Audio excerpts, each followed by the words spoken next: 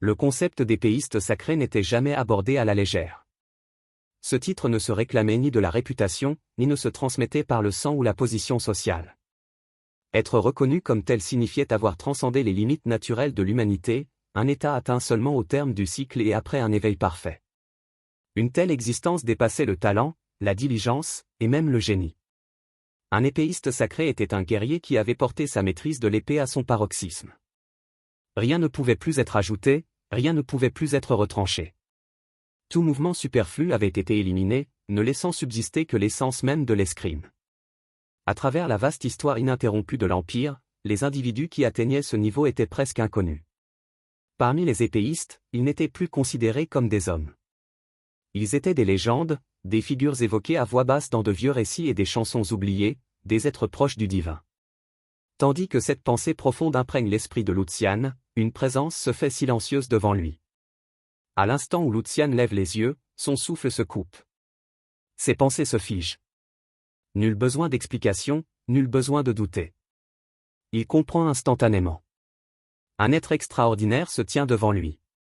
Le récit révèle la vérité sans hésitation, sans fioriture. L'homme devant lui est Ezan Breitner, le maître d'armes. Pendant un bref instant, Lucian reste figé, incapable de bouger. L'atmosphère autour d'Ezan semble différente, comme si l'espace lui-même s'était adapté à sa présence. Sa posture est détendue, sans la moindre faille, la moindre faiblesse. C'est le genre de calme que seul un maître absolu peut posséder. Puis, à la surprise de Lucian, il baisse la tête et s'incline.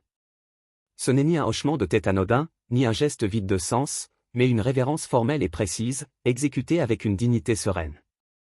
Se redressant, il se présente d'une voix égale, précisant qu'il s'agit de leur première véritable rencontre depuis l'anniversaire de Lucian, il y a plusieurs années. À partir d'aujourd'hui, déclare-t-il clairement, il sera le professeur de Lucian. Il répète son nom distinctement, comme pour le graver dans l'instant. Ezan illumine le visage de Lucian. Le choc de ce dernier s'intensifie. Ses yeux s'écarquillent tandis que les souvenirs de ce matin lui reviennent en mémoire. Les paroles de Hans résonnent désormais clairement. Hans avait laissé entendre que Lucian recevrait l'enseignement de l'épée d'un chevalier ayant servi la famille Waldeck depuis des générations. Ce n'est qu'à cet instant que Lucian saisit la véritable portée de cette allusion. L'homme qui se tient devant lui n'est pas un simple chevalier. Il est le maître d'armes en personne. Lucian s'incline aussitôt, sa posture respectueuse et sincère, ses mouvements assurés. Il déclare clairement que c'est un grand honneur pour lui d'être formé par une personne d'une telle envergure. Ezan répond par un petit rire discret. Il n'y a aucune moquerie dans ce rire, seulement une légère surprise. Avec modestie, il minimise son propre titre, se qualifiant simplement d'homme âgé ayant trop longtemps pratiqué l'escrime.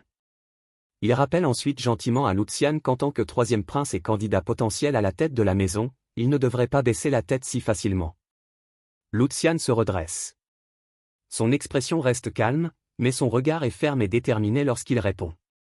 Il explique que, s'il ne peut oublier la dignité liée à son sang, il refuse également de négliger les règles élémentaires de courtoisie. Pour lui, le respect ne se dicte pas uniquement par le rang ou l'autorité, mais par le mérite.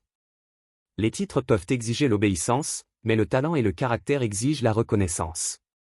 Lucian, après avoir terminé sa phrase, regarde une dernière fois Ezan. Son expression s'adoucit, ses yeux sont clairs et sincères, presque suppliants. Tandis qu'il attend la réponse du maître d'armes, Ezan se raidit à la réplique soudaine de Lucian. Il fronce les sourcils et s'éclaircit la gorge avant de rappeler sèchement à Lucian qu'il doit se comporter avec la bienséance requise. Quelles que soient les circonstances, quel que soit celui qui se trouve devant lui, il reste un prince de l'Empire. Lucian se contente de répondre par un doux sourire. Il remercie Ezan de sa sollicitude, d'un ton calme et sincère, loin de toute provocation. Ses paroles ne trahissent ni arrogance ni résistance, seulement une acceptation sereine. Cette réaction déconcerte Ezan un bref instant. Il a servi de nombreux princes auparavant, et aucun n'avait réagi ainsi. Refoulant ses pensées, Ezan retrouve son calme et recentre la conversation sur son sujet initial. L'entraînement, déclare-t-il, va commencer immédiatement. Les yeux de Lucian s'illuminent aussitôt. Aucune hésitation, aucune plainte, seulement une excitation palpable. S'adressant à Ezan formellement comme un instructeur du troisième prince, Aizan désigne le terrain d'entraînement extérieur et annonce la première épreuve, la course. Avant qu'Aizan puisse s'expliquer davantage, Lucian se met en position. Il s'abaisse, son centre de gravité se stabilise et ses muscles se contractent. Sans un mot, il signale qu'il est prêt à commencer. Aizan manque de paniquer. Il se précipite et ordonne à Lucian de s'arrêter. Lucian se redresse, la confusion traversant son visage, et demande ce qui ne va pas. Aizan expire lentement, s'efforçant de se calmer avant de répondre. Ce qui le trouble, explique-t-il, ce n'est pas l'empressement de Lucian, mais son absence de questions. Lucian n'a pas demandé pourquoi on lui avait demandé de courir, combien de temps durerait l'exercice, ni quelle en était la signification. Lucian écoute en silence. Lorsqu'il répond, sa voix est posée et assurée. Il admet être curieux, mais estime que la curiosité doit venir après la compréhension. Si Aizan choisit de ne pas s'expliquer, c'est qu'il doit y avoir une raison. En tant qu'élève, Lucian considère que son premier devoir est de faire confiance aux paroles de son maître et d'agir sans hésiter. Tandis que Lucian parle, Aizan l'observe attentivement. Il remarque combien l'expression de cet enfant est différente de celle des princes qu'il a connus. Il n'y a ni impatience, ni prétention, ni tentative de défier l'autorité. Au contraire, il y a quelque chose de rare, un désir authentique pour l'épée elle-même. C'est alors seulement qu'Aizan comprend le véritable sens des paroles de Lucian. Satisfait, il hoche la tête et donne l'ordre de commencer. Lucian sourit et se met à courir. Il traverse le terrain d'entraînement à un rythme régulier et mesuré, tandis qu'Aizan l'observe en silence. Tandis que Lucian se déplace, ses pensées se tournent vers l'intérieur. Il y a une autre raison pour laquelle il a obéi sans poser de questions. Il avait déjà deviné l'intention derrière cette tâche. Il ne s'agissait pas d'un simple exercice. C'était une évaluation, un test destiné à juger la qualité d'un disciple et à déterminer si le potentiel qu'il avait en lui était digne d'être cultivé. Lucian se souvient d'avoir utilisé des méthodes similaires autrefois, lorsqu'il commandait des mercenaires. Quand on confiait aux novices des tâches simples, apparemment insignifiantes, leur réaction à elles seules révélait tout. Tandis qu'il court, Lucian jette un coup d'œil à Aizan et remarque son regard perçant. Ce regard le confirme. Aizan est d'une grande force mentale. Lucian esquisse un sourire. Il ne reste plus qu'une épreuve. L'endurance. Fort de cette détermination, il continue de courir, se surpassant sans retenue. 1 heure passe. Soudain, quelque chose change. Lucian hésite un instant. La réalisation le frappe de plein fouet, quelque chose cloche. Il court depuis bien plus longtemps que prévu. Pourtant, il ne ressent aucune fatigue, aucune brûlure dans ses muscles, aucune difficulté à respirer. C'est incompréhensible. Au lieu de ralentir, Lucian accélère. À chaque pas, son corps se sent plus léger, et non plus lourd. Ses sens s'aiguisent. Sa conscience s'élargit comme si un voile se levait sur sa perception. Il réfléchit rapidement. La seule chose qu'il a consommée pour récupérer, c'est du nectar en bouteille. Jusqu'à présent, son activité physique s'est limitée à de simples marches. Logiquement, cet état devrait être impossible. Derrière lui, Aizan observe avec une incrédulité croissante. Il se souvient que la course n'avait jamais eu pour but de tester son endurance. Il s'agissait seulement d'évaluer l'état général de Lucian.